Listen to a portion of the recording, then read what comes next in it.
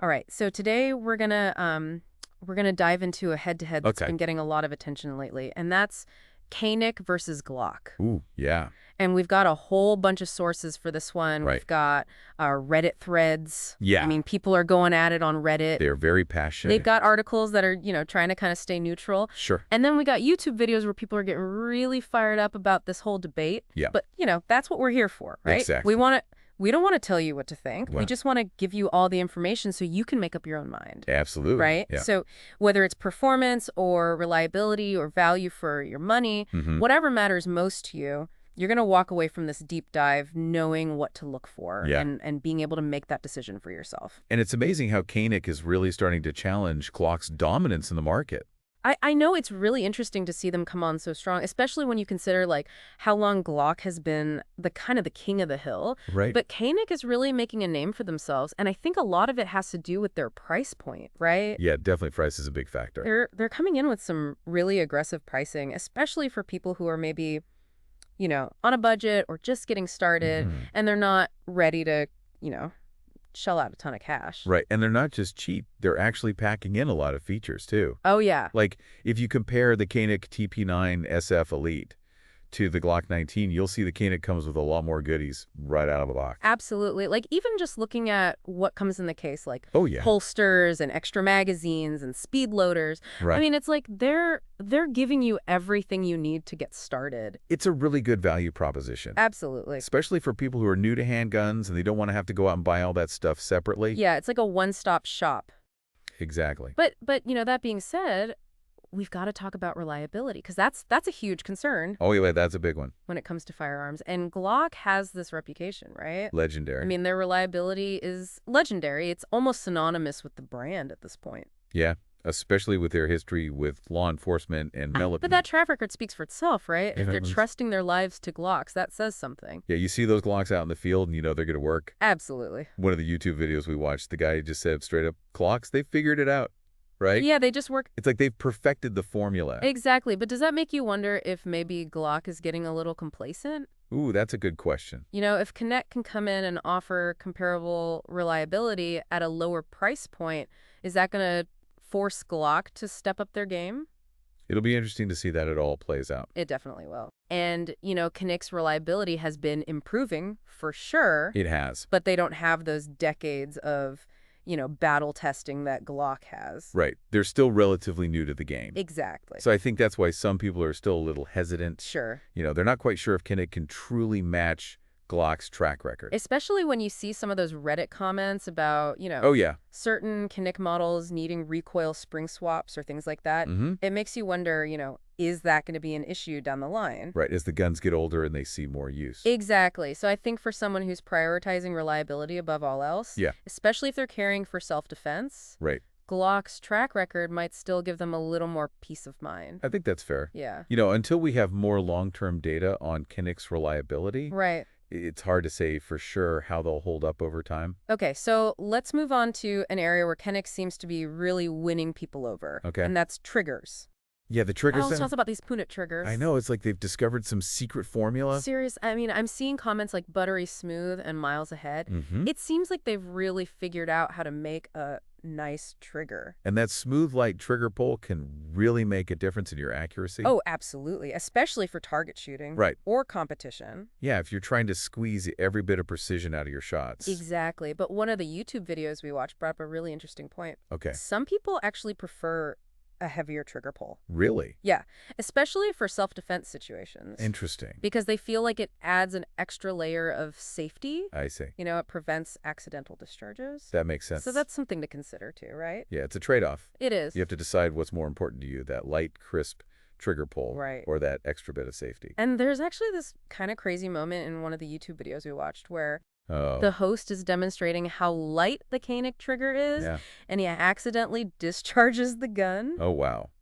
It's a little scary. Yeah, that's a reminder that you always have to be careful. Absolutely, no matter what kind of firearm you're using. Right, training and familiarization are key. Exactly. You have to know your gun inside and out. Yeah, so I guess the takeaway here is that trigger preference is really personal. It is. What feels good to one person might not feel good to another. Exactly. It's all about finding what works for you Right. and what you're comfortable with. Absolutely. So it's important to try out different guns and see what feels right in your hand. Absolutely. Yeah. All right, so we've covered a lot of ground here already. We have. We've talked about price reliability, Triggers. triggers, and, it's clear that both Canik and Glock have their pros and cons. Absolute. So in the next part of our deep dive, we're going to keep digging into these two brands. Okay. We're going to talk about ergonomics, customization, and optics. Sounds good.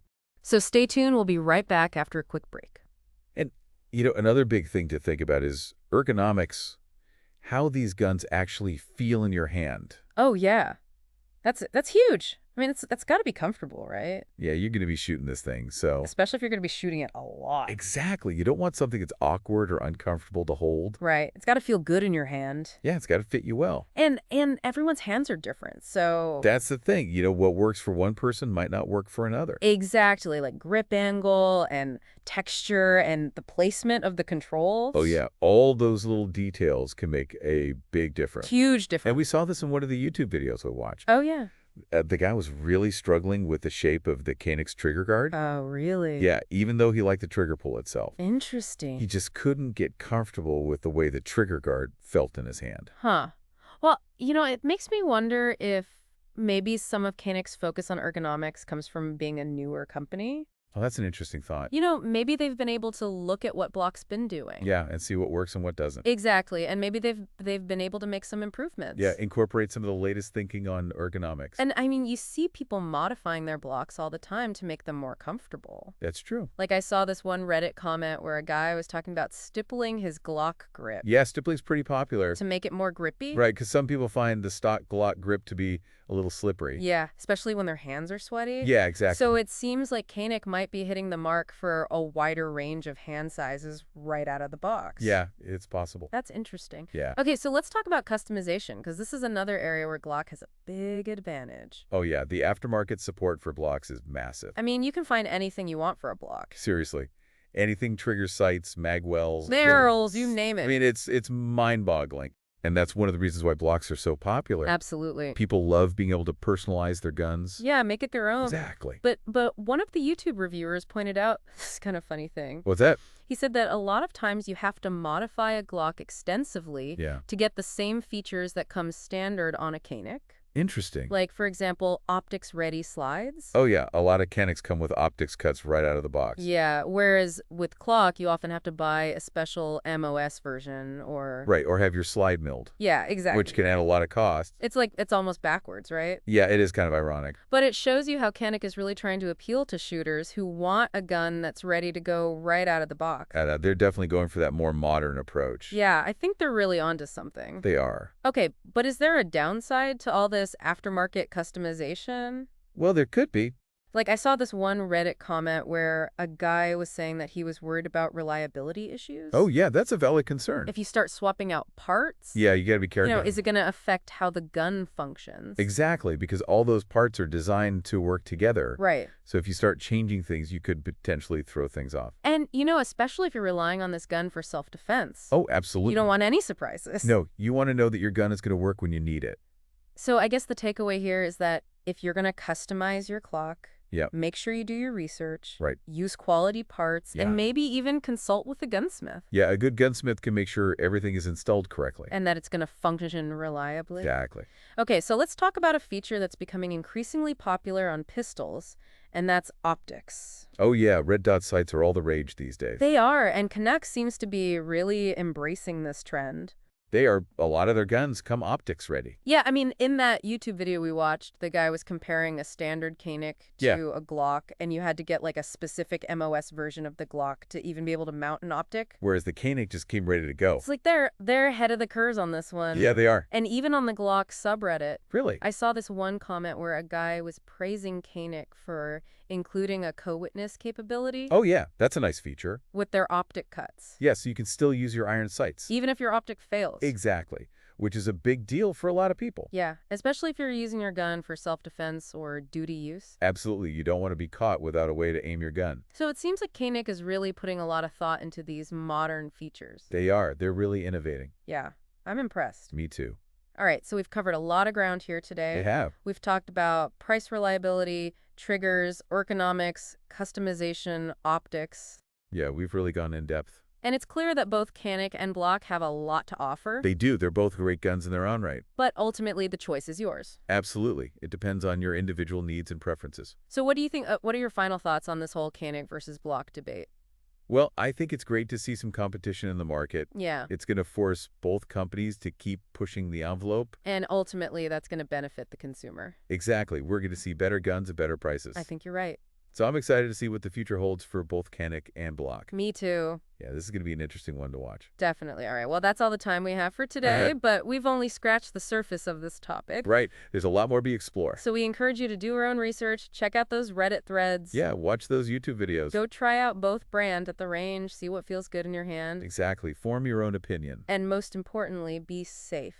Absolutely safety first. All right. Thanks for joining us for this deep dive into Canik versus Glock. It's been fun. We'll catch you next time. So it really feels like Canik is kind of like shaking things up in the gun world, right? Yeah, they're definitely making a splash. I mean, they're offering some pretty competitive features and often at a lower price point than Glock. So it makes you wonder, what if they actually overtake Glock in popularity? Ooh, that's a good question. Like what would that do to the market? I mean, Glock has been the top dog for so long. Right. You know, they've kind of set the standard. So if Mm. Canik starts to, really eat into their market share, Yeah. that could really shake things up. It could force Glock to innovate more, Yeah, exactly. They might have to start thinking outside the box a little more. which would be good for everybody, right? Oh, yeah. Competition's always good. It drives innovation. It keeps prices down. Yeah, exactly. So even if you're a diehard Glock fan, Mm-hmm. you got to appreciate what Canik is doing. Yeah, they're pushing the industry forward. So what does all this mean for you, our listener? We've thrown a lot of information at you We have. about Canik and Glock. Yeah, price reliability, triggers, ergonomics, customization optics. I mean, it's a lot. It is. So what's the takeaway? Well, the takeaway is that there's no one-size-fits-all answer. Right. The best gun for you Yeah. is the gun that fits your needs, Exactly. your shooting style, your budget. So do you value Glock's, legendary reliability and that huge aftermarket support? Mm-hmm. Or are you more drawn to Canik's value proposition? Yeah, Their smooth triggers, their focus on modern features. it's a tough choice, It is. but that's why it's so important to do your research. Absolutely. Try out both brands if you can. Yeah. See what feels good in your hand. Don't just take our word for it. Go check out those Reddit threads, those YouTube videos, Yeah. form your own opinion, Exactly. and most importantly, be safe. Absolutely.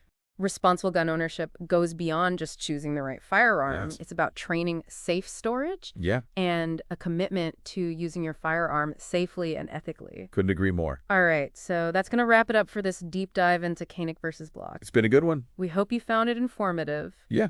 And we'll catch you next time.